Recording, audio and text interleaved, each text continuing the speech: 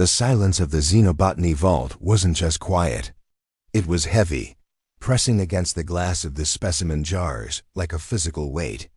Deep in the bowels of the research station Aegis, the only light came from the pulsing violet glow of the Noctis ferns plants that lived on radiation and secrets. Commander Elias Thorne didn't look up from the microscopic scanner. He didn't have to. The air in the room had suddenly changed, vibrating with a frequency that no human could produce.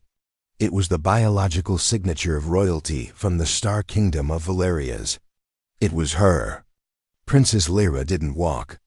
She drifted, her translucent robes trailing like stardust behind her. For 6 months, Elias had been the only human assigned to her diplomatic envoy. For 6 months, he had been a ghost. He took the long corridors to avoid her. He ate in the subdecks. He responded to her royal inquiries with the brevity of a combat manual.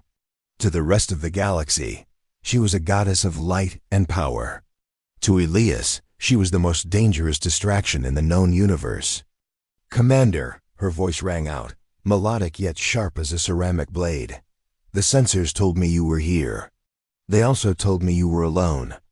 A rare occurrence for a man who seems to have mastered the art of disappearing the moment I enter a room."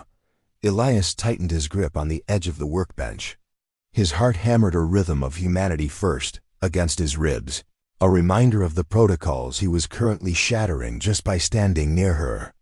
He finally turned.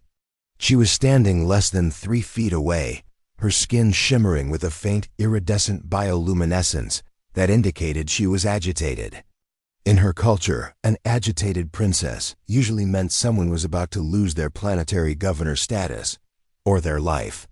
"Your Highness," Elias said, his voice a gravelly contrast to her chime-like tones. "It's late.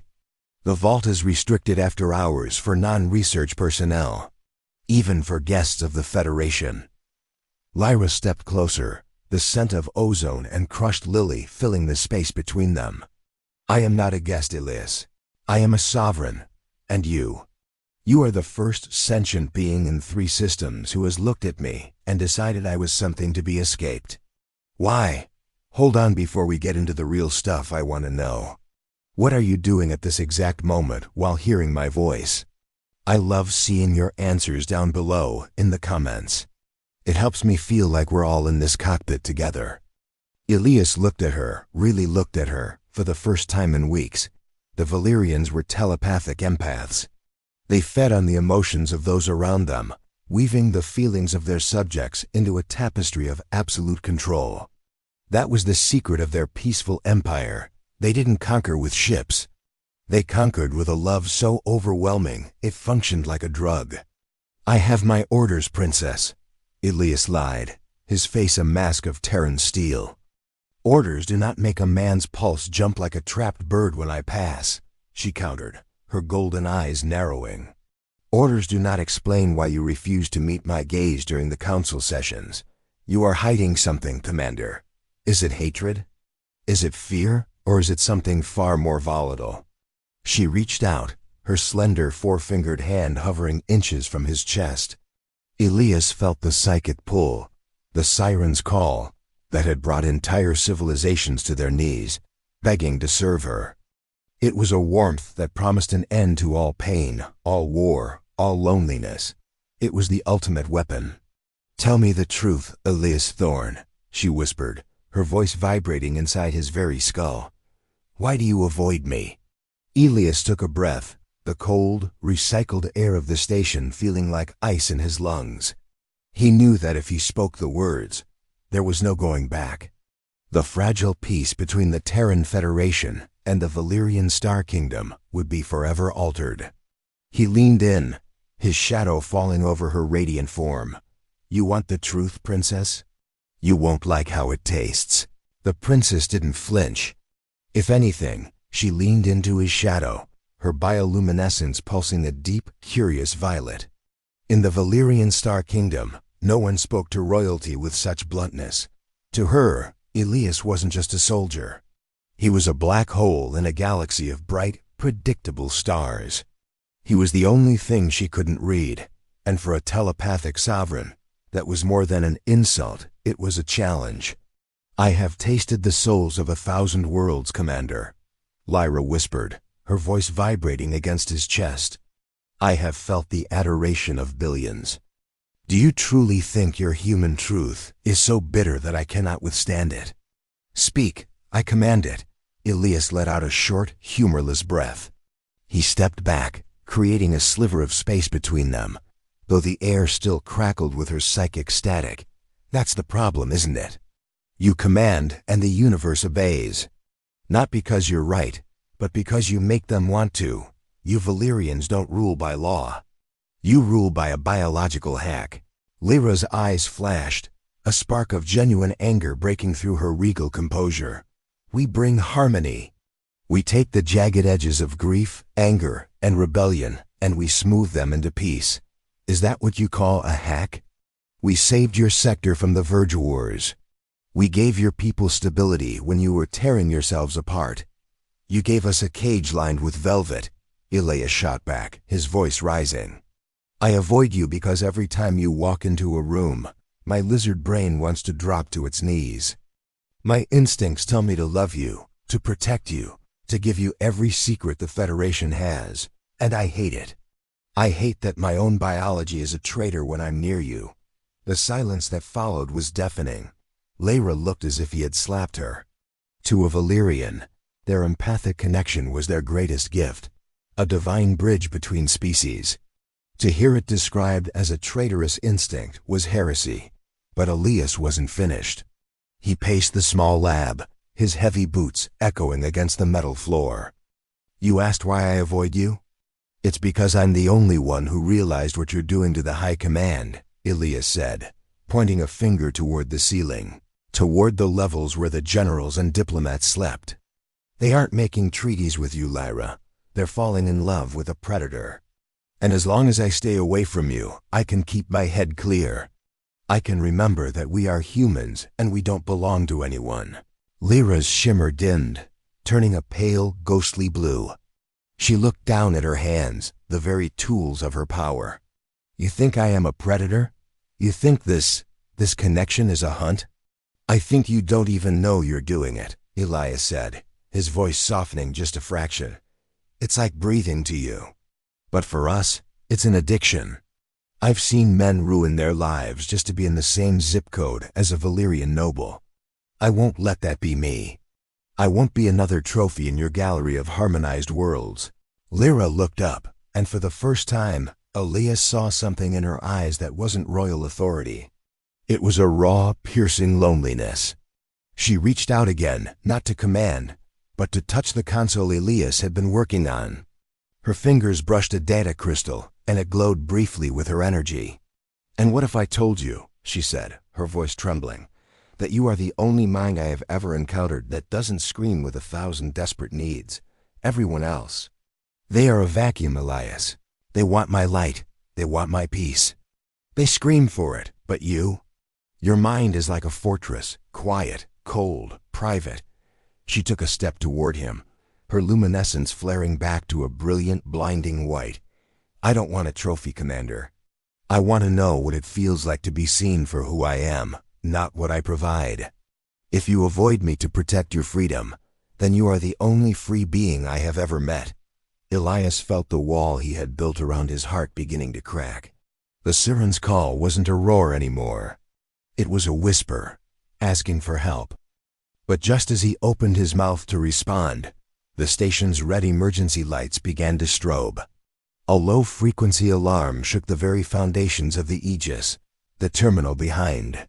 Elias flared to life with a scrolling red warning.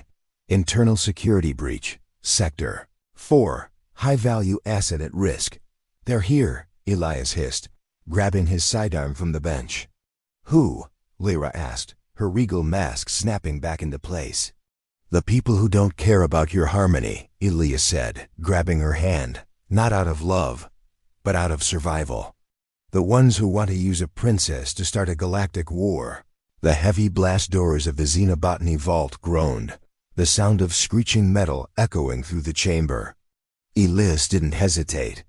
He shoved Lyra behind a reinforced specimen table just as a localized EMP burst fried the overhead bioluminescent canisters. The room plunged into a suffocating, oily darkness, lit only by the frantic strobe of the red emergency lights and the faint, terrified glow emanating from the princess's skin. "Stay down and stay quiet," Elias commanded, his voice dropping into the low, steady register of a man who had survived 3 frontier wars. "Your light is a beacon. If you can't dim it, we're dead." I cannot simply turn off my essence, Elias." Lyra hissed back, her voice trembling. "What is happening?" "The Aegis is supposed to be the most secure neutral ground in the sector." "Neutral ground is just a fancy way of saying nobody's claimed the spoils yet," Elias muttered, checking the charge on his pulse pistol.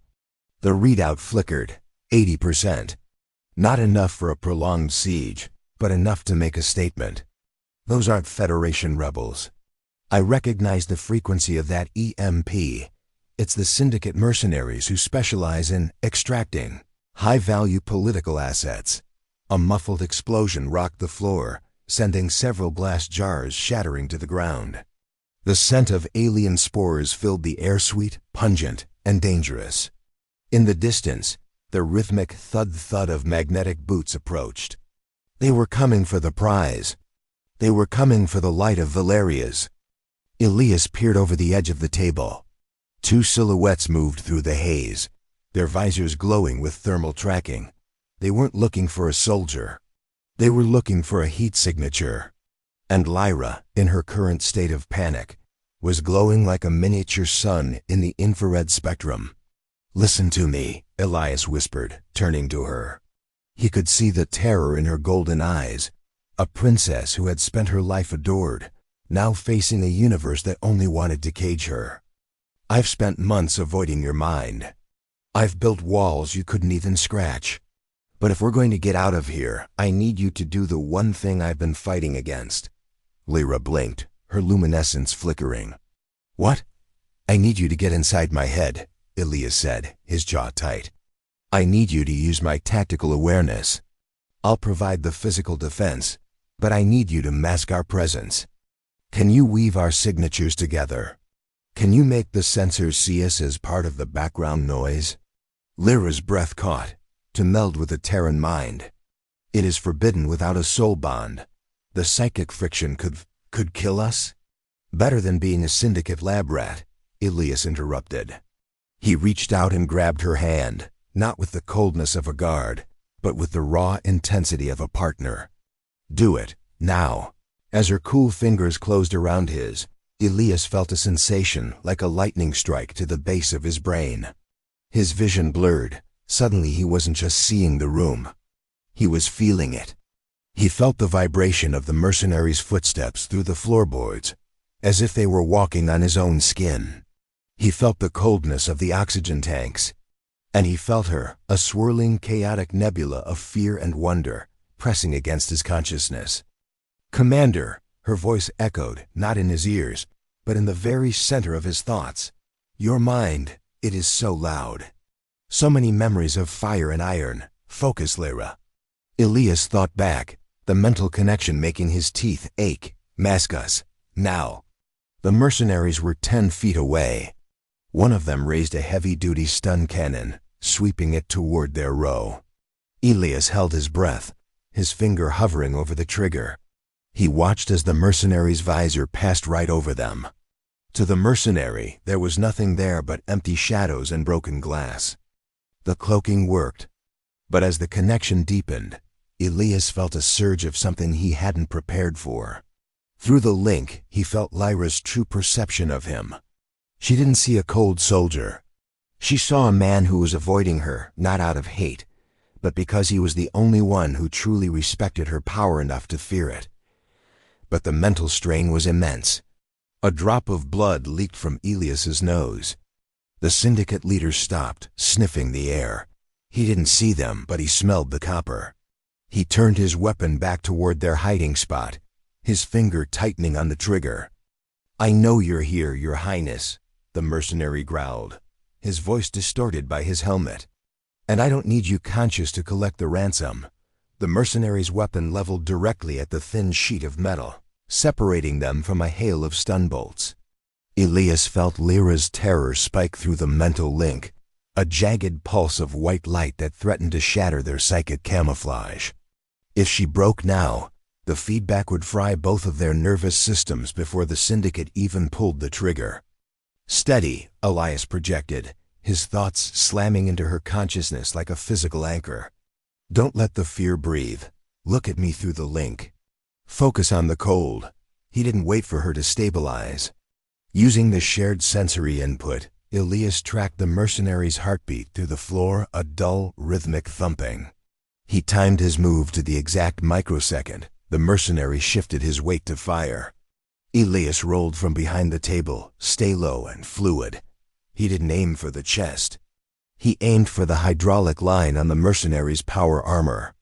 Crack hiss. The blue pulse from Elias's pistol severed the line, and the mercenary's arm locked up with a mechanical scream. Arg, Thermal's lying. He's right here. The lead mercenary bellowed, swinging his dead weight of an arm like a club. Elias was already moving. With Lyra's empathic awareness guiding him, he could feel the second mercenary coming up from his blind spot.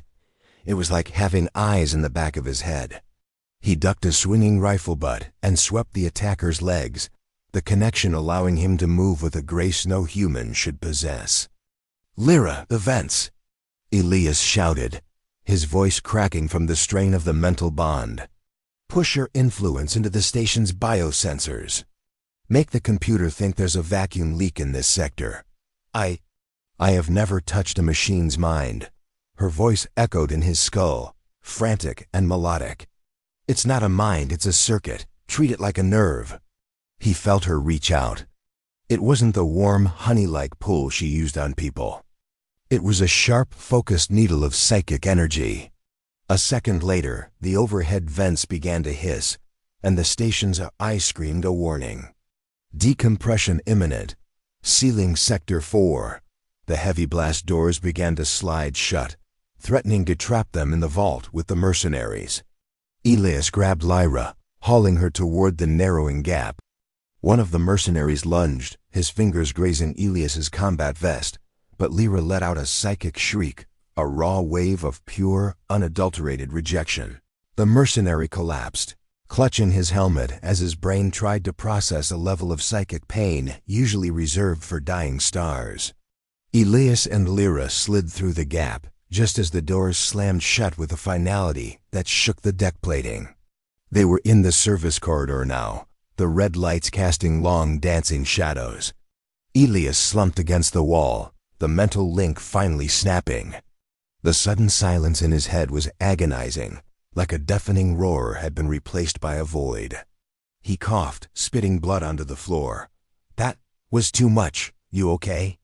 Lyra was trembling, her iridescent skin flickering like a dying candle. She looked at Elias, but the look wasn't one of royalty. It was a look of profound, terrified realization. You live like this? She whispered, her voice barely a breath. Every moment of your life, so isolated, so quiet. I felt your mind, Elias. There's no one else in there. Just you. No ancestors, no hive song, no harmony. Just a single flickering flame against the dark. Welcome to being human, princess. Elias grunted, wiping his face. It's a bit drafty, isn't it? It's terrifying, she said, stepping closer to him. The siren's call was gone, replaced by something far more dangerous, genuine curiosity. But when we were linked, for a moment, you weren't avoiding me. You were protecting me. Why? If you hate what I represent, why risk your mind to save mine? Elias looked down the long, dark corridor. He could hear the Syndicate cutting through the doors behind them. They had minutes, maybe less. Because, Elias said, looking her in the eye without the protection of his mental walls. I don't hate you, Lyra. I hate that I'm starting to realize you're more than just a biological hack. And that makes you a hell of a lot harder to ignore. Before she could respond, a voice crackled over the station's intercom, a voice that made Elias's blood turn to liquid nitrogen. It wasn't the mercenary leader. It was the Terran High Ambassador. Commander Thorne. The ambassador's voice rang out, smooth and treacherous. The princess is a necessary sacrifice for the evolution of our species. Relinquish her to the Syndicate, and your record will be cleared. Resist, and you'll find out exactly why we call this station the Aegis. The ambassador's voice hung in the air like toxic gas. Elias felt a cold fury ignite in his chest. It wasn't the mercenaries who had betrayed them. It was his own people. The Terran High Command hadn't been seduced by the Valerians. They were trying to harvest them. They wanted the princess not as a diplomat, but as a blueprint for a psychic weapon that could rewrite human history. Elias? Lyra's voice was a fragile silver thread in the darkness. The ambassador, he speaks of sacrifice, my people. We were told this was a summit of peace. Is my life the price for your evolution? Elias didn't answer immediately. He was busy ripping a maintenance panel from the wall, exposing the nest of fiber optic cables. Peace is just a word politicians use while they're reloading, Lyra. They don't want your harmony. They want your power. They want to know how you do it, how you make an entire room of people feel exactly what you want them to feel. He grabbed a datapad and began hot wiring the station's internal sensors. If the High Ambassador was in on this, then the entire security grid was compromised. They weren't just running from mercenaries anymore. They were running from an entire orbital fortress. But if they take me, Lyra whispered, her bioluminescence fading to a dull morning gray, they will tear my mind apart to find the source, my people. We are not meant to be dissected. We are meant to be felt, which is why they aren't taking you, Elias growled. He turned to her, his face illuminated by the spark of the wires. I spent my whole life being told that the Valerians were the threat, that your empathy was a form of slavery, but look at us. My leaders are willing to sell out a soul just to get a tactical advantage. Who's the real predator here? Suddenly, the floor vibrated. A heavy, rhythmic thudding started coming from the ventilation shafts above. It wasn't the Syndicate. It was the Aegis security droids, automated killing machines, that didn't have minds for Lyra to influence or hearts for Elias to appeal to. They were cold, hard logic, and their logic said, eliminate the commander. Capture the asset. We have to move. Now, Elias said, grabbing a heavy pulse rifle from a nearby emergency locker. Where? Lyra asked, her eyes searching his. The docking bays will be crawling with them. The escape pods will be locked down by the ambassador. We're not going to the bays, Elias said, a grim smile touching his lips. We're going to the reactor core. If they want to play God with your biology, let's see how they handle a little Terran physics. As they sprinted down the service corridor, the first droid dropped from the ceiling. It was a spider-like construct, its red optic sensor locking onto Lyra. Elias fired, the blue bolt of his rifle shattering the droid's chassis, but 3 more were right behind it. Elias, left. Lyra's voice screamed in his mind. She didn't wait for permission this time. She surged back into his consciousness, her fear turning into a razor-sharp focus. The world slowed down. Through the link, Elias didn't just see the droids. He felt the electrical hum of their processors. He moved like a shadow, his rifle barking in perfect synchronization with Lyra's psychic pings. It was a dance of death, a human soldier and an alien, princess acting as a single lethal organism. But the strain was even worse than before. Elias could feel his heart straining against his ribs, his vision blurring at the edges.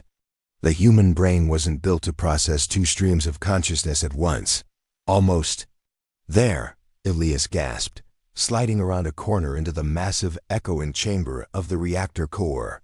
In the center of the room stood a pillar of pulsing blue energy, the heart of the Aegis. And standing on the observation catwalk above was the ambassador, flanked by a squad of elite guards. Commander Thorne, the ambassador shouted over the roar of the reactor. You've made a touching display of loyalty. But you're protecting the creature that would turn us all into smiling puppets if she had the chance. Give her up, and I'll ensure you're remembered as a hero of the new Terran era." Elias looked at Lyra. She was glowing again, but it wasn't the soft light of a princess. It was the fierce, blinding radiance of a star. She looked at the ambassador, then back at Elias. "Is this the answer you give him, Elias?" she asked, her voice echoing with the power of her lineage.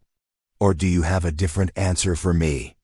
Elias stepped forward, his hand hovering over the reactor's emergency purge lever.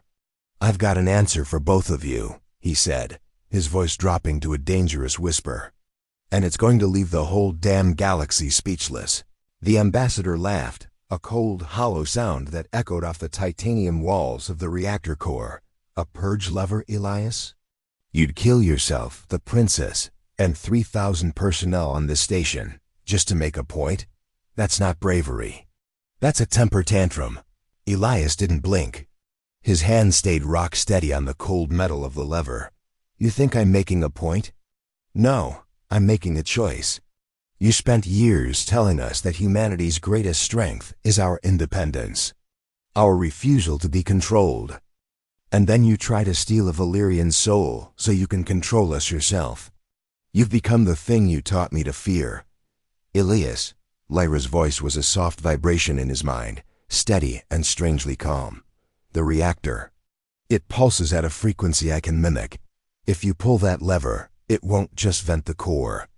It will create a psychic amplifier. I can reach everyone on this station, not to control them, but to show them." "Show them what?" Elias thought back, his pulse racing. "The truth of this betrayal," she replied. "A telepathic broadcast of the ambassador's intent. But it will require everything I am, and everything you are." Elias looked up at the catwalk. The guards were leveling their rifles. The ambassador's face was twisted in a mask of greedy anticipation. They thought they were watching a cornered animal. They didn't realize they were looking at the fuse of a bomb. "You asked me why I avoided you, Lyra," Elias said aloud, his voice carrying over the hum of the radiation. "I told you it was because I didn't want to be a puppet. But the real reason? The truth that kept me awake at night?" The ambassador leaned over the railing, intrigued despite himself. Lyra stepped closer to Elias, her hand resting over his on the lever. Her skin was so bright now it was painful to look at, a white-hot sun in the center of the dark station. "I avoided you because I knew that if I let myself see the real you, the person behind the power, I'd do exactly what I'm doing right now," Elias whispered. "I'd burn the whole world down just to keep you from being a weapon. Fire!" The ambassador screamed. "Now!" Elias roared. He slammed the lever down. The world didn't explode in fire. It exploded in feeling. As the reactor's cooling shielding retracted, a massive wave of raw energy surged through the chamber. Lyra didn't pull away. She dove into the energy, her mind acting as a lens, focusing the power of the core through the human-Valerian bond. Elias felt his consciousness expand. He wasn't just in his body anymore. He was in the walls. He was in the wires. He was in the hearts of every soldier on the Aegis. He felt the ambassador's greed, cold and oily. He felt the soldier's hesitation. And then, he felt Lyra's gift. It wasn't a command. It wasn't harmony. It was a mirror.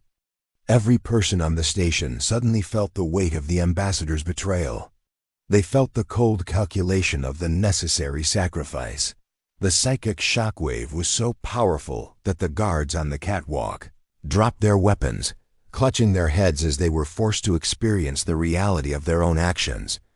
The ambassador fell to his knees, his face pale. For a man who had spent his life in the shadows of politics, the light of absolute truth was agonizing. But the cost was devastating. Elias felt his own memories starting to fray, the sheer volume of the psychic broadcast burning through his neural pathways. He saw his childhood, his training, his first stars, all of them flickering like dying embers. "Lyra, stop!" he gasped, his knees buckling. "It's too much." She turned to him, her form almost translucent, her eyes weeping tears of pure light. She had done it. She had exposed the conspiracy, but the bridge they had built was collapsing. The reactor began to hum with a dangerous terminal pitch. The fail-safes had been bypassed. The Aegis wasn't just broadcasting, it was overloading. The scream of the reactor was no longer a sound. It was a physical force tearing at the atoms of the room. Warning lights danced across the ambassador's terrified face as he scrambled toward the exit, but the doors had been locked by the very AI he had corrupted.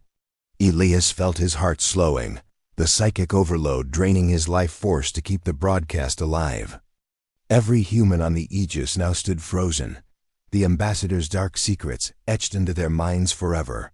The coup was over, but the price was being collected in blood. Lyra.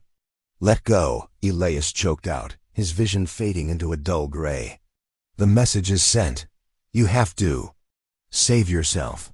But Lyra didn't move.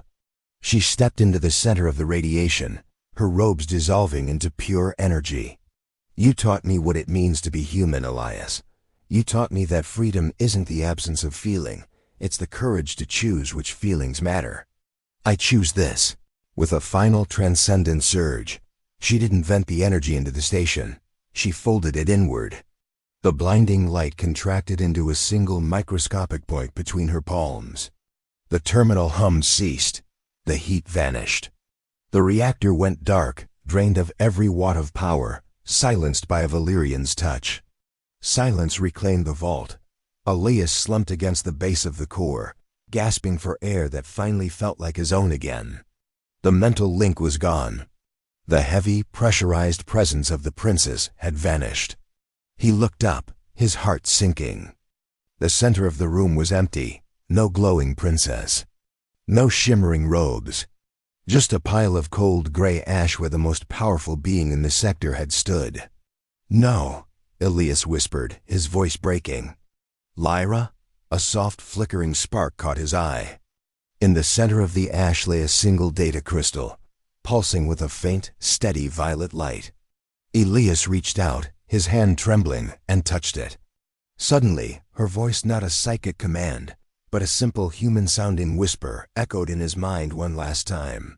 I did not go into the dark, Elias. I became the light. Look up. He looked toward the observation deck. The soldiers weren't arresting him.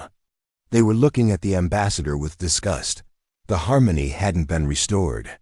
It had been replaced by something better, clarity.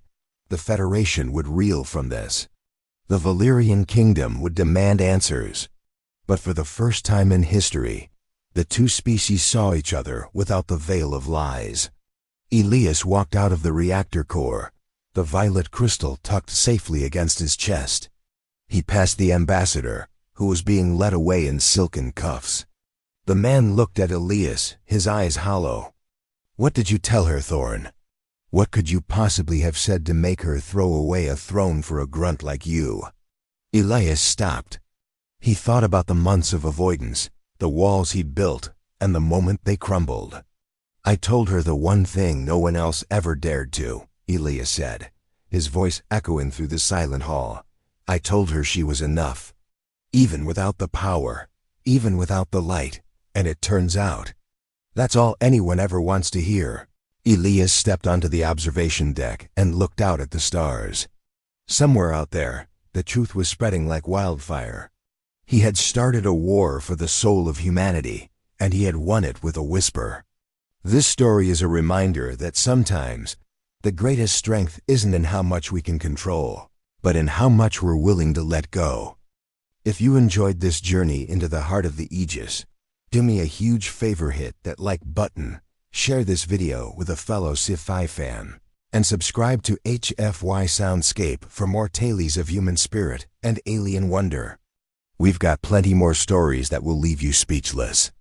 Until next time, keep your eyes on the stars.